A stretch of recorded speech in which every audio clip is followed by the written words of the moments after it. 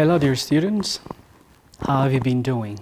I'm Ishoas Fasaha, a chemistry instructor at Kelebawiyan International Academy. In our previous revision session, we revised the first half of the second unit of grade 11 chemistry. In our today's session, we'll revise the remaining half of grade 11 chemistry together with unit 3. Stay tuned.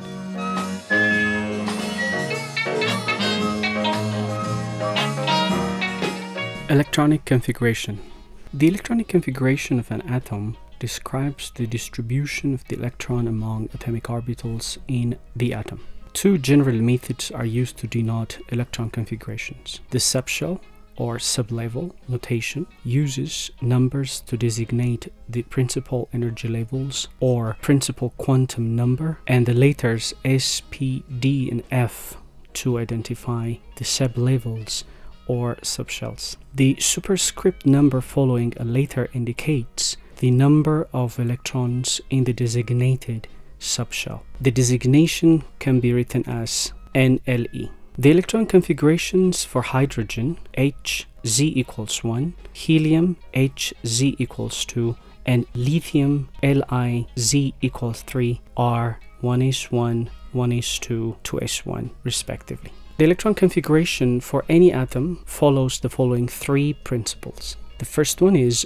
Aufbau principle, and the second one is Hund's principle, and the third one is Pauli's exclusion principle. Now let's have a look at each one by one. The first one is Aufbau principle. In general, electrons occupy the lowest energy orbital available before entering the higher energy orbital. So the Aufbau principle simply states that electrons occupy the lowest energy orbital available before entering the higher energy level, or before the higher energy orbital. When we come to Hund's principle, equal energy orbitals, or these equal energy orbitals are sometimes referred to as degenerate orbitals, are each occupied by a single electron before the second electrons of opposite spin enters the orbital. In other words, each of the three 2p orbitals, namely 2px, 2py, and 2pz, will hold a single electron before any of them receives a second electron.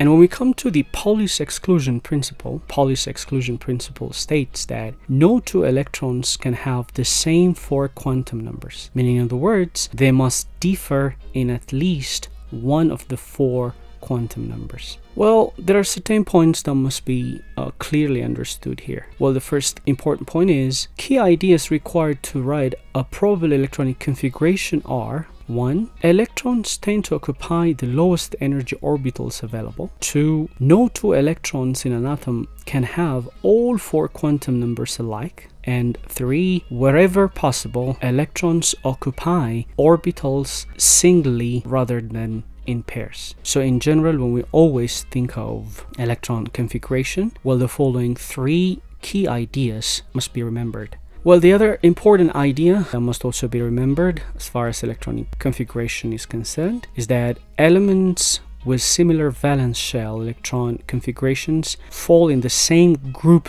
of the periodic table. So this is also the other point that must be remembered always when one thinks of electron configuration.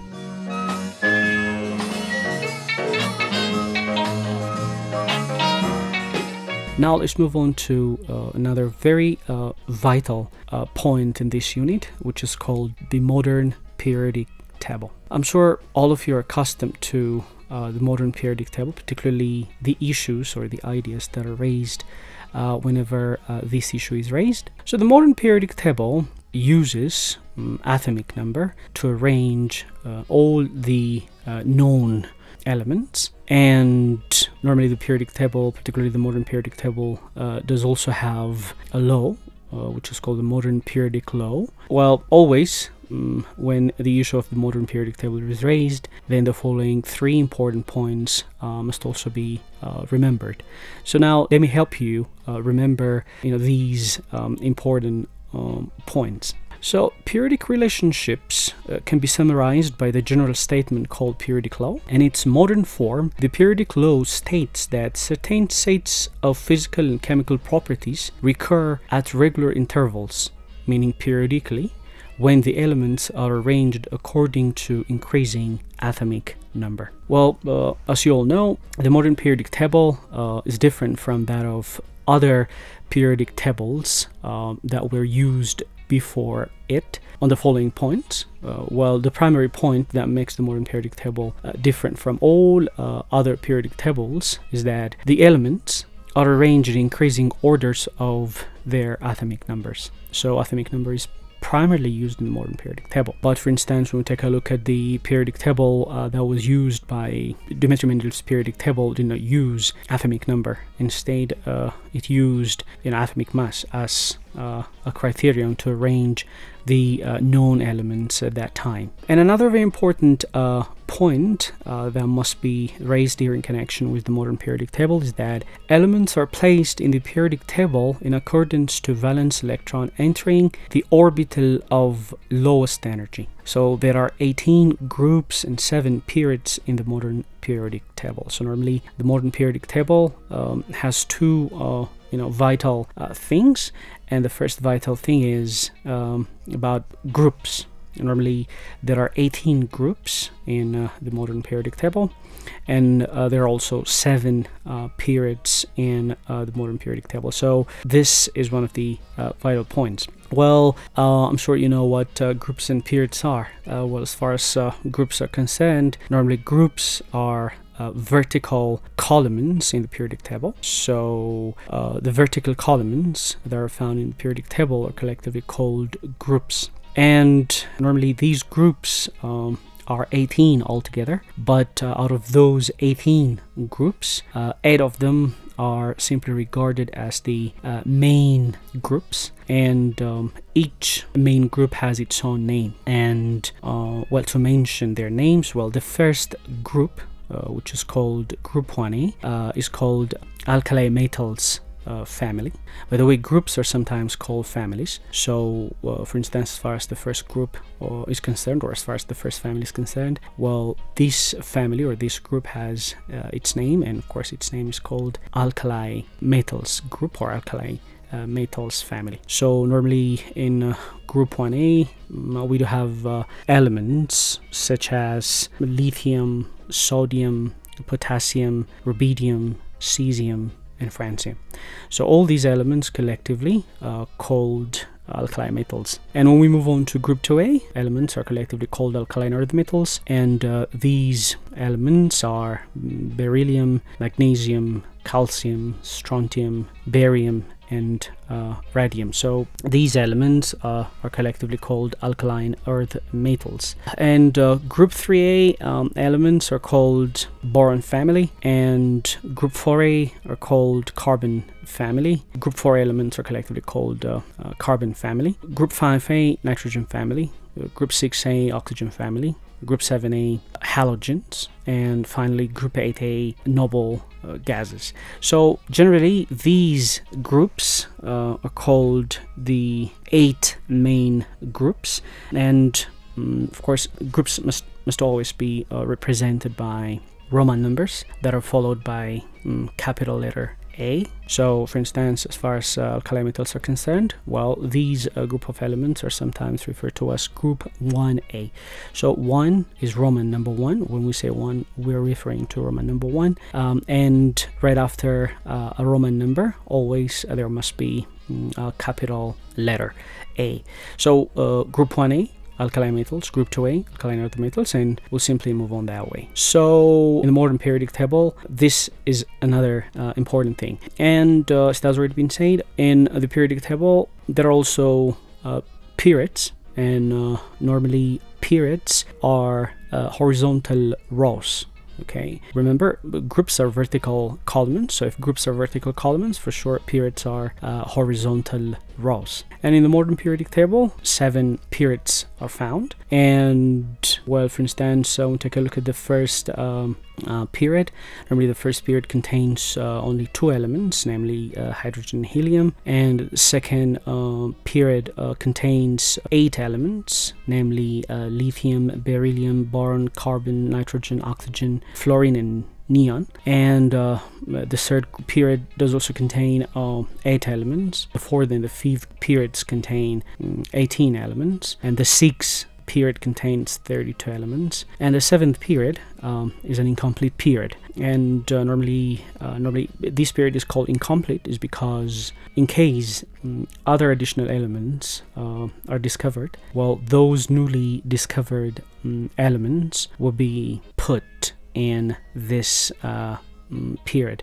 So that's why the seventh period is simply referred to as an incomplete period. So all in all, the modern periodic table, or always when we think of the modern periodic table, then we must be able to remember all these 3 vital points.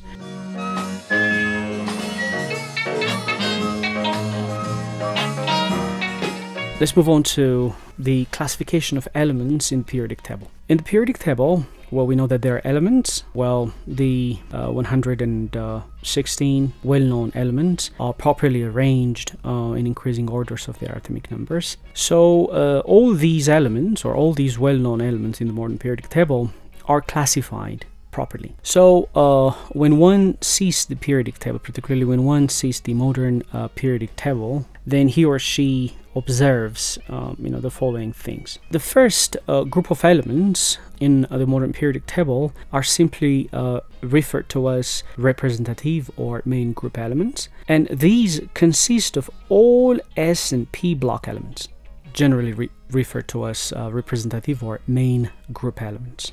So the S block elements are the ones that are found on the left hand side of the periodic table, and those P block elements are found on the right hand side of the periodic table.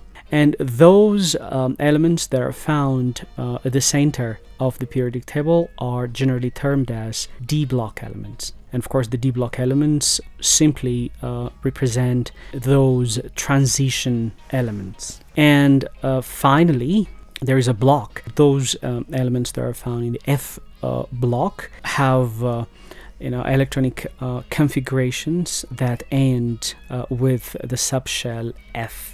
By the way, for the classification of elements in the periodic table into 4 blocks, well, 4 letters are used, as you can explicitly see. Well, those 4 letters are S, D, P, and F. All right.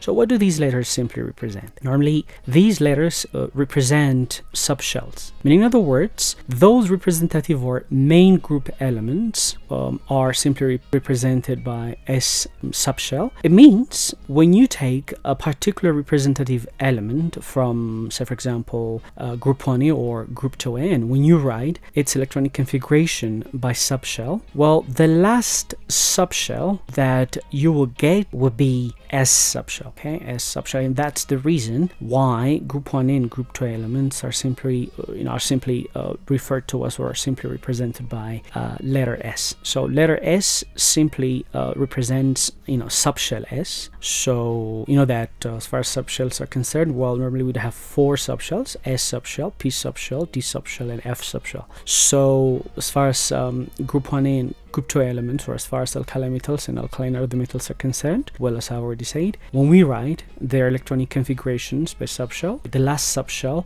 that we'll get is S, and that's why group 1 and group 2 elements are collectively referred to as S block elements. And by the same token, when we go to P block elements, well, normally P block elements are those elements that are found on the right hand side of the periodic table. So when we simply take one of the elements from P block and when we write its electronic configuration by subshell, then the last subshell that we'll get is P. So this is true for all P block elements, and that's the reason why P, or letter P, is used to represent those elements. And when we come to those elements that are found at the center of the modern periodic table, well, they are called D block elements, as we have said. And what is the mystery behind here? Well, there's no any mystery here. The reason why these group of elements are represented by D is because when we write their electronic configurations by subshell, well, the last shell that will be gotten is D. And well, the same is true for those F block elements.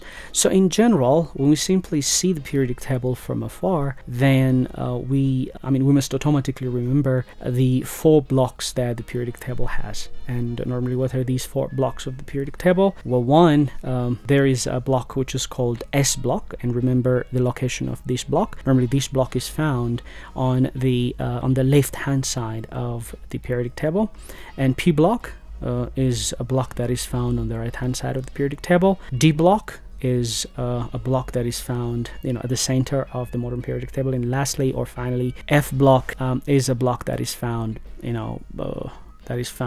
below the majority of elements. So as far as representative or main group elements are concerned, well, we say that these representative or main group elements consist of all S and P block elements.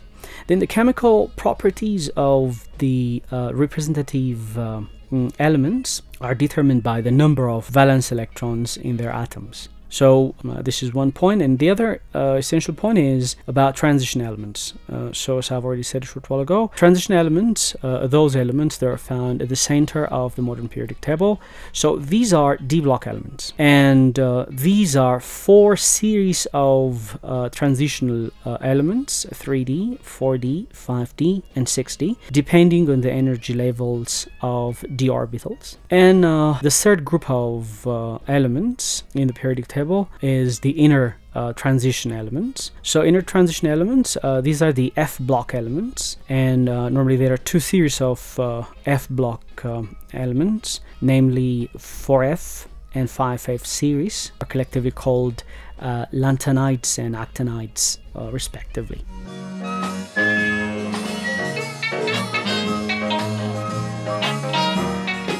It's time for us to move on to some of the periodic properties in the periodic table. So remember, we're still talking about the modern periodic table. So far, we've been saying some vital points, and the other very essential point that must be raised here in connection with the modern periodic table is about periodic properties. So you know that in the modern periodic table there are many properties. Well, to mention some of them, well, atomic radius, effective nuclear charge, ionization energy, electron affinity. Okay, all these are some of the periodic properties that are vividly seen in the modern periodic table. So here, well, as a reminder, let me mention a few of them. Well, the first periodic property is called atomic size. Atomic size, which is sometimes called atomic radius. So atomic size or atomic radius is defined as the distance between the nucleus of an atom and the valence shell, or half of the internuclear distance between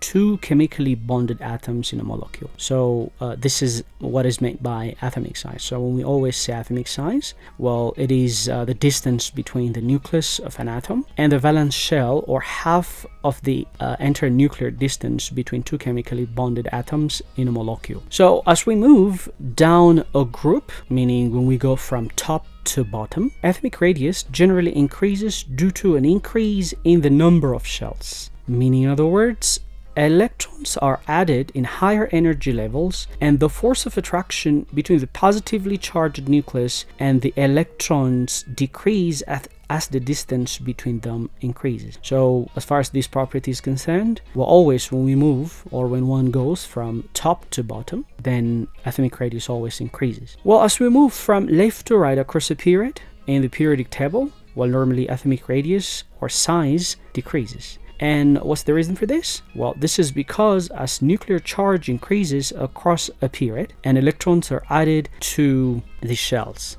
So because of this reason, atomic size or atomic radius always decreases when one moves, or when one goes from left to right across a period. Well, the next periodic property that is vividly seen in the modern periodic table is effective nuclear charge. So effective nuclear charge is the difference between the nuclear charge, which is represented by capital Z, of an atom and the number of electrons, which is represented by capital S, that shield the outermost electrons or valence electrons from the nuclear charge. So this is the definition of effective nuclear charge. So in going from top to bottom in a group, nuclear charge of elements increases with increasing atomic number, but the effective nuclear charge remains almost constant. So in going across a period from left to right, the nuclear charge of elements increases with increasing atomic number, and also the effective nuclear charge increases from left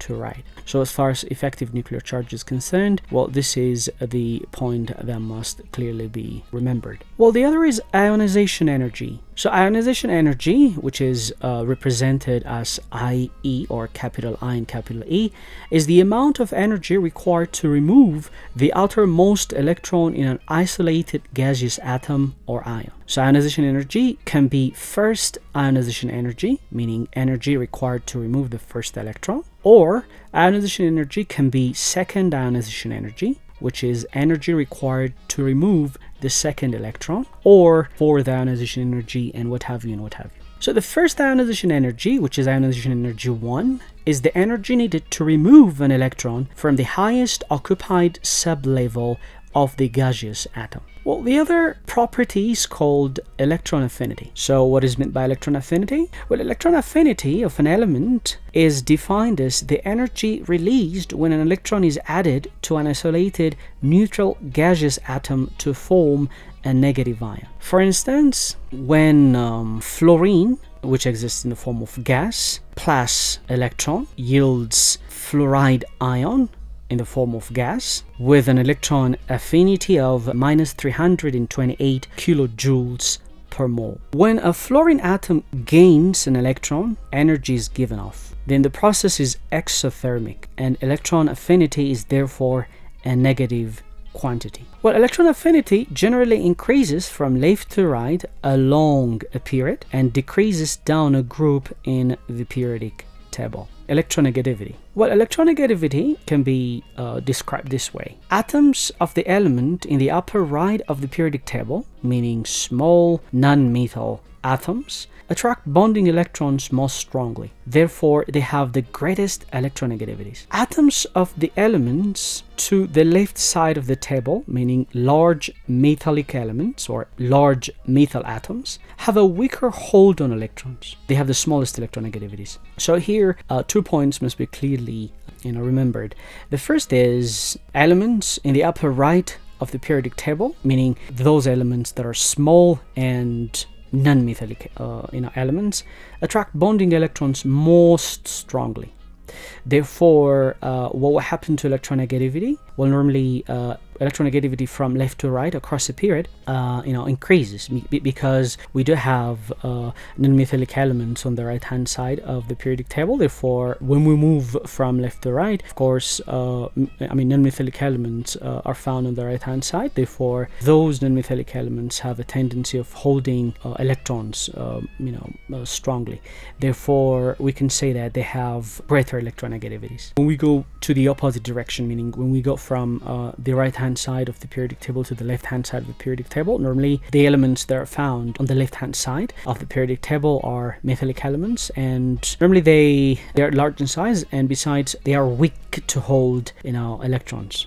So when one goes from right to left across a period, normally electronegativity decreases, because the elements that are found on the left hand side of the periodic table are metallic elements. So on an electronegativity scale devised by Linus Pauling, the most non-metallic and hence most electronegative element is fluorine, which is assigned a value of 4.0. So in the periodic table, normally 3 elements are known by their electronegativities or by their abilities to hold electrons, and normally these 3 elements are fluorine, oxygen and nitrogen. Well, in short, we can easily remember them by simply taking the first letters from these three elements, meaning F from fluorine, O from oxygen, and N from nitrogen. So when we simply take these three letters and put them together, then we get an acronym that is FON. F-O-N, FON. So we can easily remember these three elements, namely fluorine, oxygen, and nitrogen, by this acronym. So as far as F is concerned, meaning as far as fluorine is concerned, normally fluorine is the most electronegative element in the periodic table. So electronegativity can be measured, by scale, and normally that scale has numbers from 0 to 4. So, an electronegative element whose electronegativity is high is simply does simply have a number which is 4, and an element whose electronegativity is small is simply represented by number 0. So here, as far as the most electronegative element called fluorine is concerned, normally its electronegativity value is exactly 4.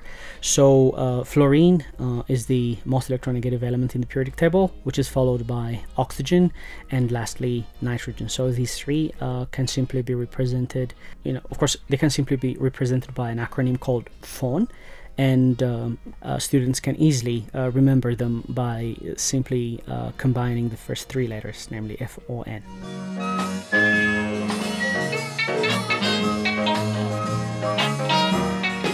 Then the last one is metallic character. Metallic character refers to the chemical properties associated with elements that are classified as metals. These properties arise from the element's ability to lose electrons, and as one moves across a period from left to right in the periodic table, the metallic character decreases as atoms are more likely to gain electrons to fill their valence shell, or to fill their valence shells rather than to lose them to remove the shell. So when one goes from left to right across the period, always metallic character decreases, but when one goes from right to left across the period, always metallic character increases, because those elements that are found on the left hand side of the periodic table are metallic elements. Then down a group, the metallic character increases due to the lesser attraction from the nucleus to the valence electrons. Therefore, when we go from top to bottom down a group, always metallic character increases, but when one goes from left to right across the period, always metallic character decreases.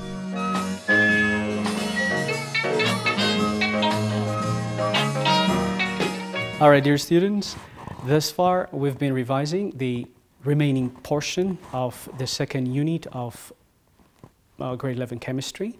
Now it's time for us to move on to the third unit of grade 11 chemistry, which is entitled Chemical Bonding.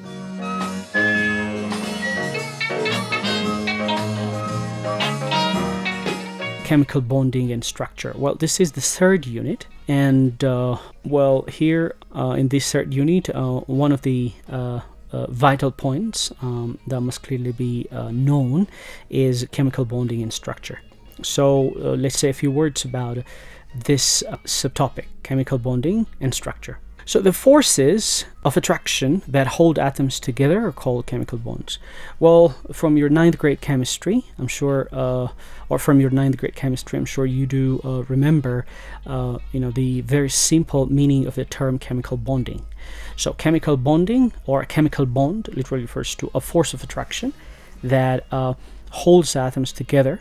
And of course, that force of attraction which holds atoms together is simply referred to as a chemical bond.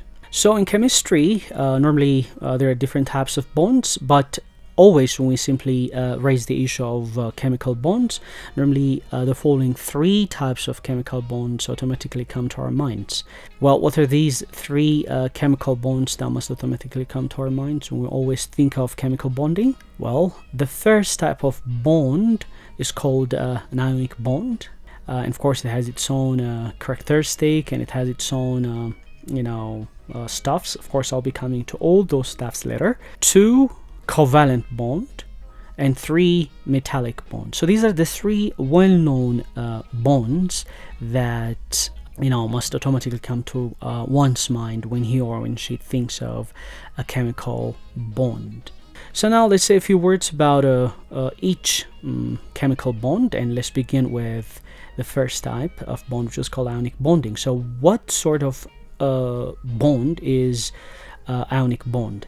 Well, ionic bonding is formed by an electron transfer from a metal to a non-metal with different electronegativity values. So whenever we think of an ionic bond, well, normally an ionic bond is a type of bond that is formed by the transfer of electrons from those metallic elements to those non-metallic elements. So whenever there is a transfer of electrons from those metallic elements to those non-metallic elements, and if a bond is formed there between those metallic and non-metallic elements, then automatically we can say that that bond which is formed there between those sort of elements is an ionic bond. And the second one is called a covalent bond, and a covalent bond is different from that of an ionic bond. But what makes a covalent bond different from an ionic bond? Well, a covalent bond is formed as a result of electron sharing between 2 nonmetals. If the electronegativity values are very similar, then it is nonpolar covalent bonding.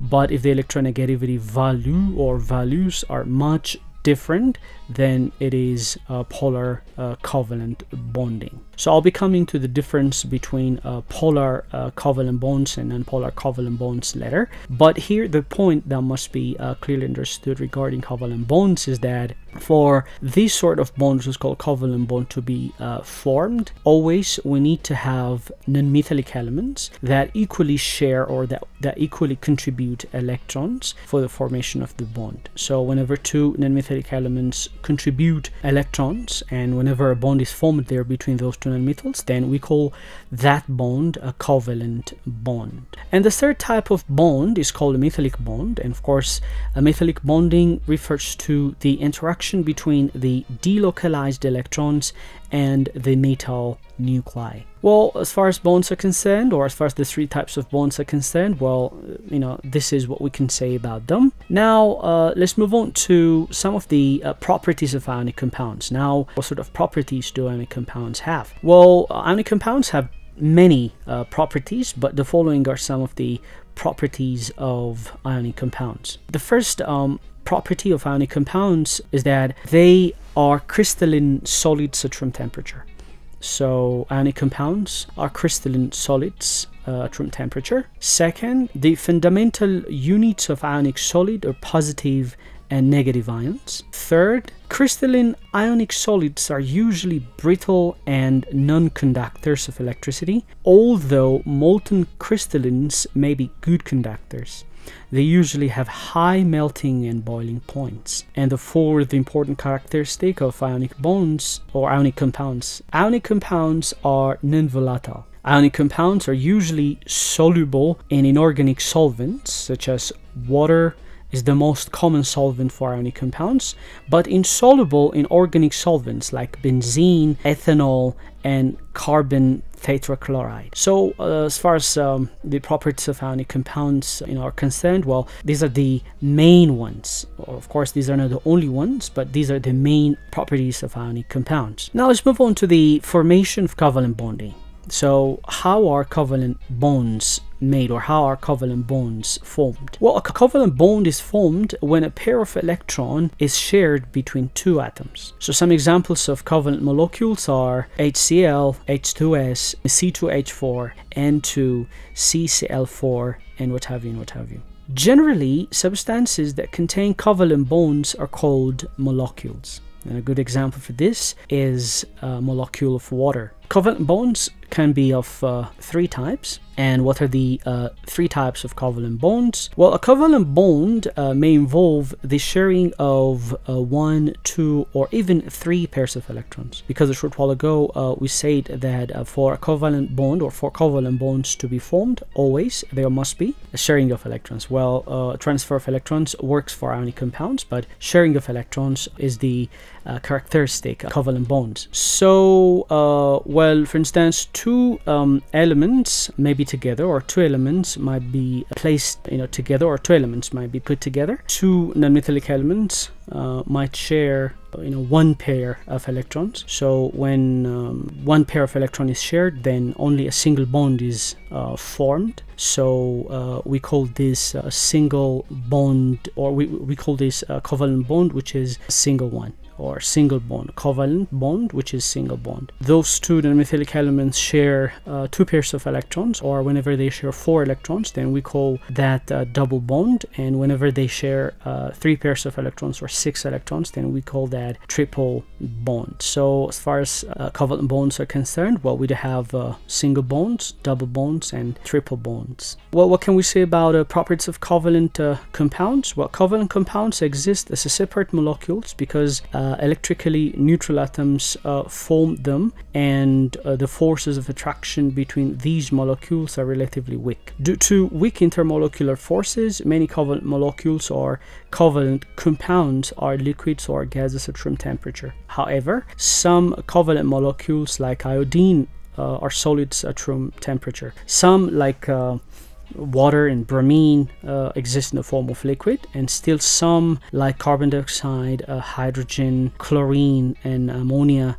exist in the form of gas. While covalent compounds are volatile, meaning they have low melting and boiling points, and covalent compounds are generally insoluble in water. Most covalent compounds are soluble in nonpolar solvents, and nonpolar covalent compounds are non-electrolytes because they do not conduct electricity. So as far as the properties of covalent compounds are concerned, well, these are some of the properties that we can mention. Well, now it's time for us to move on to essential or another vital subtopic of this unit, which is entitled intermolecular forces in covalent compounds. So normally when we always think of intermolecular forces in covalent compounds, well, the following 3 intermolecular forces automatically come to our mind. Well, the first one is dipole-dipole forces, and the second is London force, or simply London dispersion force, and the third is hydrogen bonding. Now let's have a look at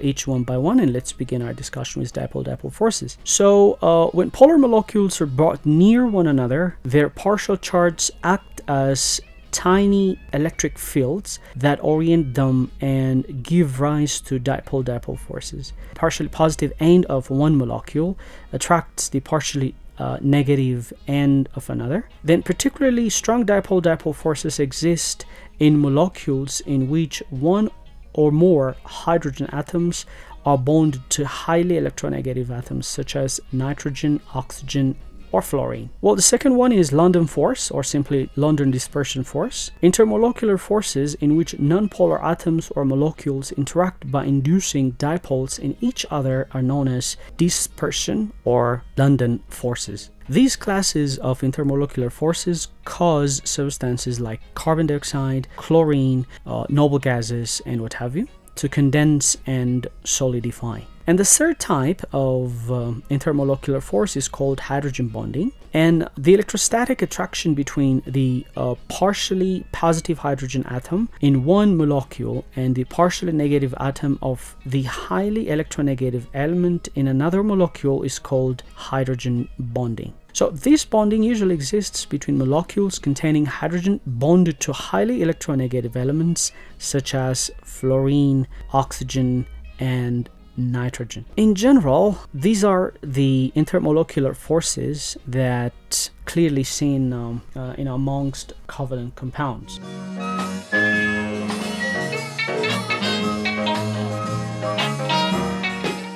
Alright, dear students, now it is time for us to attempt some questions that arise from both Unit 2 and Unit 3.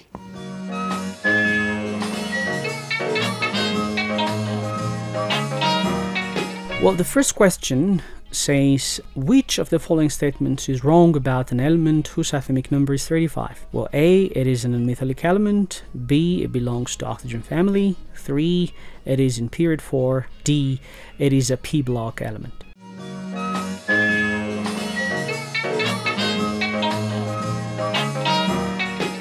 Well, the answer of this question is B, which is it belongs to oxygen family. Well, the element whose atomic number is 35 is bromine, and normally bromine is not found in oxygen family. So because of this reason, the answer of this question is B. Well, number 2, which of the main groups in the periodic table contains elements with the highest electronegativity and electron affinity values? Well, A, noble gases. B, halogens. C, alkali metals. D, metalloids.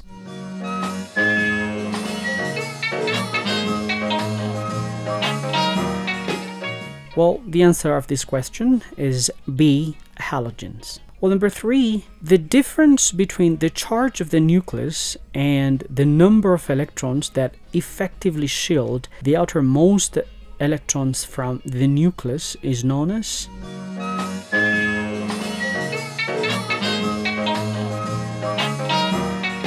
Well, the answer of this question is effective nuclear charge. Well, the 4th one is, in the formation of an ionic bond, valence electrons are A, delocalized, B, shared, C, transferred, or D, not affected.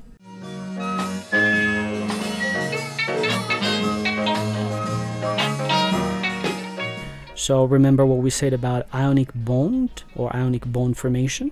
So always for ionic bonds to be formed, electrons must be transferred from those metallic elements to those non-metallic elements. So because of this reason, the answer of this question is C, transferred. Well, coming to the last question, it says, the driving force for bond formation between atoms is A, to attain noble gas electron structure. B, to increase energies of the combining atom. C, to lower stability of atoms. Or D, to change the atoms into noble gases.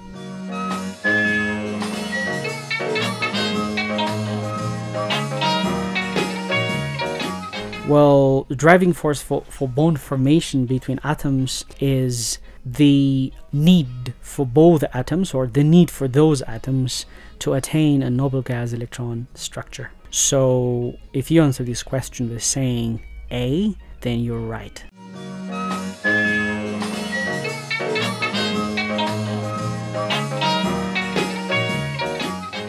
Today we've revised the second and the third units of grade 11 chemistry textbook, and I hope the revision really helped you to remember different things from both units.